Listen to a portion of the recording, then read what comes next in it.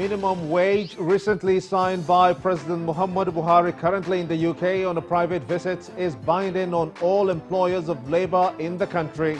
The NLC president said this today in clear terms. Going forward, it is actually the implementation by employers of labour that matters. Strong words from the labour leader, but will the public and private sectors be able to pay?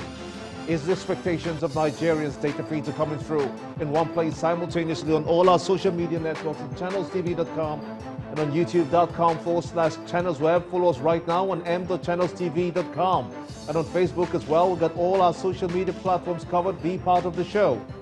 Tweet to Gimba over CTV. Use the hashtag State of the Nation. Let's get your thoughts in. A reversal of the shift structure of the Nigerian police force has been ordered by the Acting Inspector General of Police, Muhammad Adamu. He said that the 12-hour shift system of officers on duty be reversed to 8 hours to reduce the burden and stress associated to long work hours, which he traced to extrajudicial killings, which must be stopped. Does this address the somewhat persistent extrajudicial killings by the police and indeed brutality meted out on civilians on the streets? It's prime time here in Lagos, and this is State of the Nation.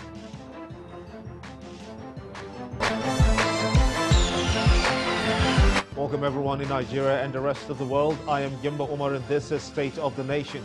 The Nigerian Electricity Regulatory Commission, NERC, has granted final approval to a number of meter access providers, that's the MAPs, firms, to sell 1.4 million meters to customers. The permit to the pioneering MAP firms came 12 months after the NERC launched the MAP regulation. However, electricity users may not get the benefits until May the 1st, 2019. That's a few days from now. Let's analyze this further. Olabode Shoumi is an energy expert. He joins us from our Abuja studios. I want to thank you so much indeed for coming on the show at this time. Also, Engineer Tunji Yahaya is a power sector expert as well. He's here with me in our Lagos studios. I want to thank you so much indeed for coming on the show as well. We may as well just, we'll be getting Mr. Shoumi at some point on the show. He'll be joining us from our Abuja studio. Okay, there he is. Many thanks indeed for joining us. Let me get your thoughts first. Can the MAPs meet the commencement date for the distribution of the meters? May 1st, considering the variable of accessibility. I think if we look at the options that are available and the facts that have been presented by the individual players, it is highly unlikely that they meet those dates. But that does not mean it is impossible. At the root of it is the implementation dynamics. You know, like we all say, the devil is in the details. The fact remains that if we look at all the things that are needed, the MAP is the way forward. The MAP is an ingenious, or should I say, an alternative solution to the collection issues that we have. At the heart of the collection issues is one of the basics from which the privatization of the industry took place. And what we are supposed to achieve is technically metering for all. So back to your question, we may not get May 1st, but we will get a few days after that. Interesting. You also are part of this because you're a strong stakeholder. Do you think it's feasible that it's a few days to May 1st now? Well, it's very slim, but all the participants in the sector are working towards it. Just a couple of days ago, the regulator had actually approved and issued some licenses for the meter asset providers that have been shortlisted by the DISCO. But there is still time within which they need to execute the meter service agreement with the distribution companies. Within all of this time, there's several other logistical issues, calibration of the meters. I think it's a very slim timeline. Well, what's the position now for the MAPs? I'm aware that the regulator, Nigeria Electricity Regulatory Commission, has actually issued licenses for some of the meter asset providers who have been pre-qualified by the distribution company. So we expect that the distribution companies will collaborate with them, and then they can perhaps start signing agreements and terms of engagement and set clear milestones and parameters on how the implementation and the rollout will be. Mr. Shoumi, what in your view is the kind of value that will be created with this MAP agenda, looking at the power sector value chain? Okay, first of all, let's understand how the industry itself was privatized. Um, Technically speaking, the privatization of the industry did not go to the player that had the highest amount of money.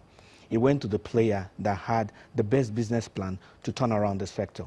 At the heart of that business plan is a term that is called the ATC and C losses. That is aggregate, technical, collection, and commercial losses. Again, that would be aggregate, technical, collection, and commercial losses. The collection losses speaks to the fact that whenever the services are finally delivered, there is a certain limitations in the ability of the industry, and in this case the DISCO, to collect the services that are actually being delivered, which means that some services, after the services have been delivered, some are lost to theft, some are lost to inefficiencies in the system. And one of the things that was supposed to read these inefficiencies is the meters. The metering gap is responsible for setting, obviously, if you deliver a service and you cannot determine the amount of service that was delivered, there's going to be a gap. So the metering gap is one of those things that will ensure that the industry itself functions the way it should, because there's no way the industry can come into fruition if they are delivering services and they are not able to collect or meter or measure the amount of, the amount of electric service that is delivered. So there has been a lot of issues back and forth, certain things from the distribution company to the transmission company and all that, and even the regulator on one side. But one thing that is key, one thing that is foundational and fundamental to it, is that there has been issues about finances in terms of who is going to take the financial burden of the meter rollout. What basically the map is saying is that there is going to be a technical democratization of the ability of the meters to be rolled out, which means that each individual is going to act as a technical stopgap to purchase his own meter, and that amount of meter, the amount expended on that meter can now be distilled over time with respect to how the measurement, the pricing will go. So technically, every single person who says he doesn't have a meter will be in a position to actually get a meter simply by acting as a stopgap, which will, rather than being a bulk purchase, it will have been a bulk purchase by the DISCO. It will now be individual retail purchase by the customers. Okay, let me get your views, Mr. Yahaya, because at some point the government did not come out in clear terms to say whether or not the DISCOs will be part of this. Are all DISCOs part of this new arrangement with the maps? Yes, the obligation, what the MAP regulation has done is that the MAP regulation has introduced a new market participant into the Nigerian electricity supply industry, which is the MAP. It remains the obligation of the distribution companies to meter the customers, but this will be carried on by the MAP. So right now, the MAP will carry out the financing, procurement, installation, operation and maintenance of these metering assets. So as you know, they have to still work hand in hand with the collection, the management, the revenue, and even to meeting the user, the needs of the customers in collaboration with the MAP. So it is not as if the DISCO has been isolated. Will it be wrong to say that this is like bringing back the DISCOs through the back door, because the government did initially accept that the DISCOs should be solely responsible for distribution of the meters? Are you talking about the failed CAPMI policy? Yes. No, this is very different. The CAPMI policy, what was going on there was that the customers were actually paying to the distribution companies for the meters. That is not the case. Right now, payment and collection goes through the MAP, and every MAP that receives is obligated by law, by the meter asset provider regulation, to install meters to the facility or the premises of the end user of the electricity. Okay, Mr. Showumi, these times are really calling for a proper understanding of how this is all going to work. For instance, we understand that the MAP regulation allows customers to pay an upfront and also get the meters installed within 10 days. Is it not the first? It's not the first time, really, because we've been through this very route. And if you do remember the Obasanjo days, when some people paid for meters actually and didn't get the value or even get their meters out, what's going to make this new MAP system different? I think, first of all, it needs to be understood that the responsibility in terms of the administration and the delivery, execution of it lies within the MAP. And the MAP is a third-party company which is responsible to the industry via the regulator, but lies, you can look at it like an omnibus that exists between the DISCO and the customer. Whether it is the perfect system or whether it will achieve everything that is said to achieve is a different thing.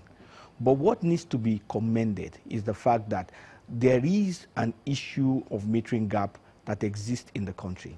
There have been several and repeated attempts to bridge that metering gap, and there has been many issues to it. So what has been ensured now is that there is an independent party which is independent of the DISCO, independent of the customer, that will ensure or that will have the responsibility to see that each person gets a meter.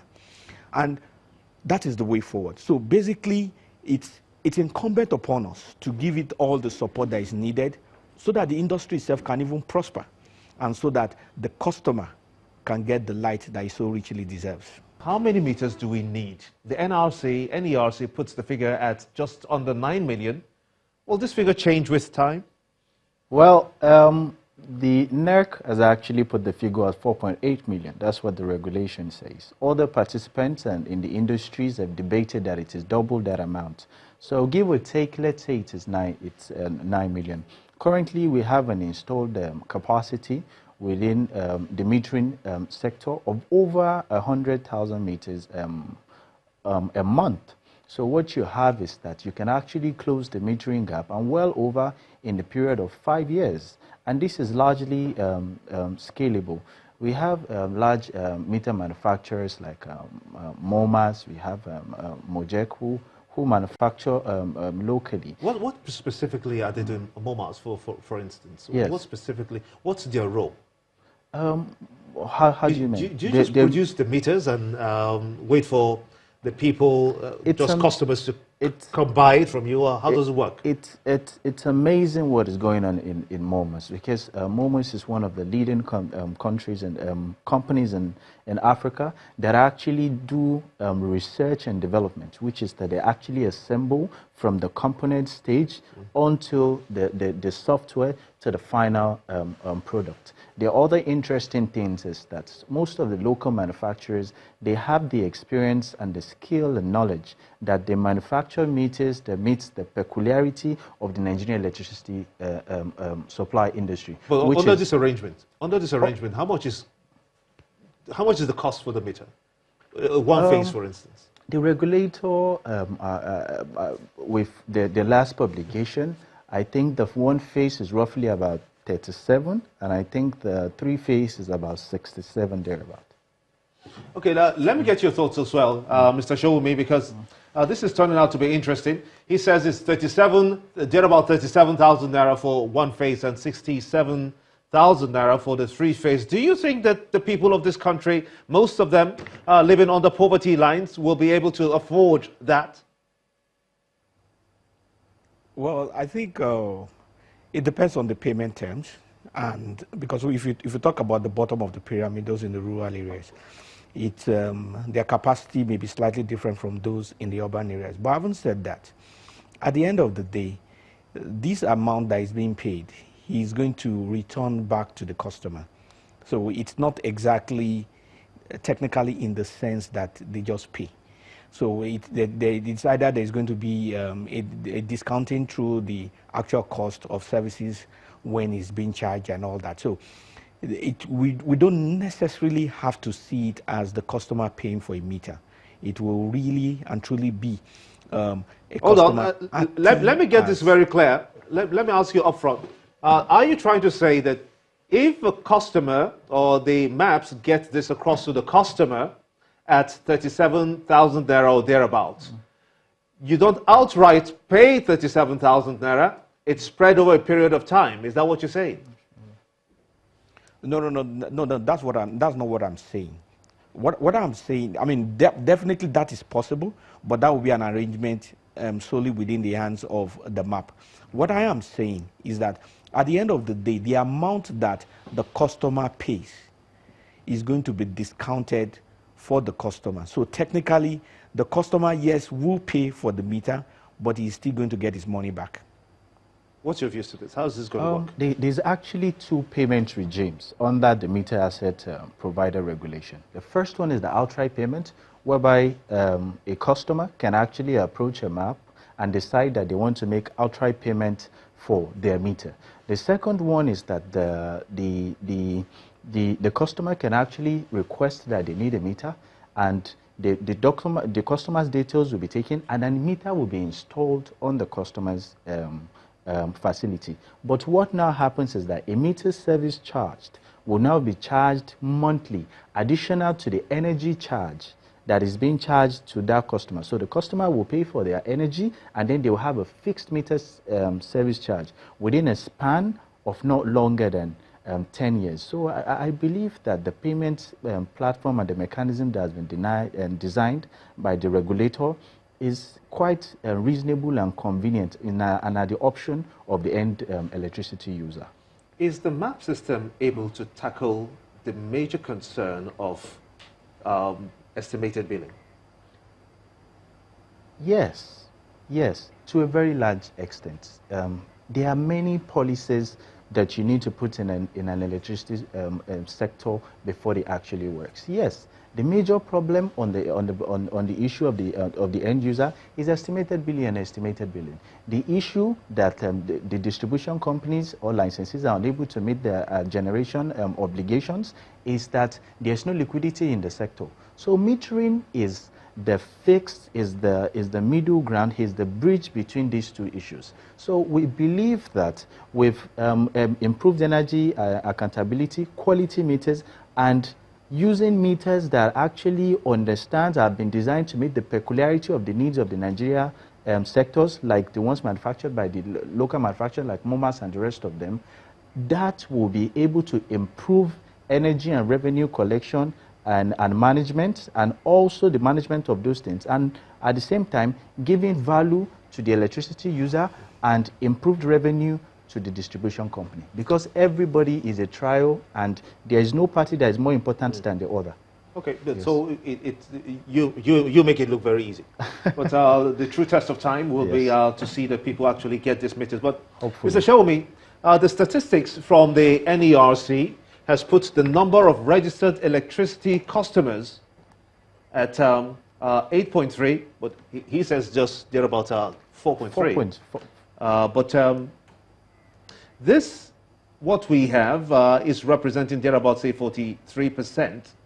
But when you look at these stats and the reason behind it, more people stay paying for this estimated billing. It's a major concern. As a matter of fact, they frown at it. But how much confidence has been eroded such that MAP is able to tackle and address those issues and get people back to trust lines and be part of this process? You know, it's normal that if people feel shortchanged, that there will be a reaction. And it's normal that there could be some customer confidence loss.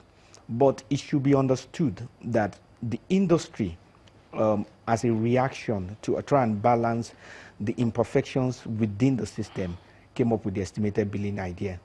Is it right? That's a matter of opinion. Was it the best option? Maybe yes.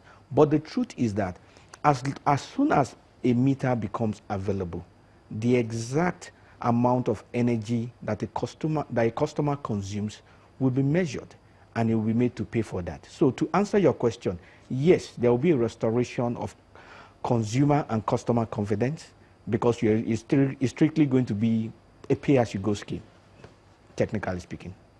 So if you say it's a pay-as-you-go scheme, we're expecting that on May the 1st, which is the date that the NERC has put for the distribution of these meters, will take effect from that day, and people will begin to see that they don't necessarily have to pay for bills, pay for electricity they never consume. Well, with respect to the date, I think the players will need to speak to that. But if the facts on ground are anything to go by, it's highly unlikely that that day becomes a reality. But it's also incumbent on the players themselves, both the regulator and the MAP players and the DISCO, to actually inform the people that if the May 1st date will not be realistic, they need to let people know, because they cannot be working in a vacuum in silos to the customers that they are actually serving. Let me get your final words on this, because a lot of people are looking towards this May 1st date to try to see that some people who don't have the meters have the meters, and then the regime comes into place. But what will be the take home for you? Well, the take home is that the MAP policy looks very good on paper, and industry participants and stakeholders, and I can tell you, are very excited about it. But it is very, very important that the regulator maintains a very close monitoring of the system and continue to make responsive policies, perhaps to cover any loops, because the MAP regulation is basically investor funds coming to act as this particular market participant. Those funds must be guaranteed, the DISCOs must invest, and they must be able to meet their financial obligations to the MAPs. The DISCOs and the MAPs must be able to deliver the needed electricity to the end user, because all the end user wants to see is that they get light and they are billed fairly. We hope that the MAP regulation will break this. So we're looking forward to it. That's a good place to let it rest. I must thank you so much indeed, Engineer Tunji Yaya, the power sector, Barrister Tunji Yaya, yes, thank you, power sector expert, for talking to us, and from our Abuja studios as well. Olabode Shoumi, he's an energy expert as well. Thank you so much indeed for talking to us. And to you for being part of the show. I am Gimba Umar, and this is State of the Nation.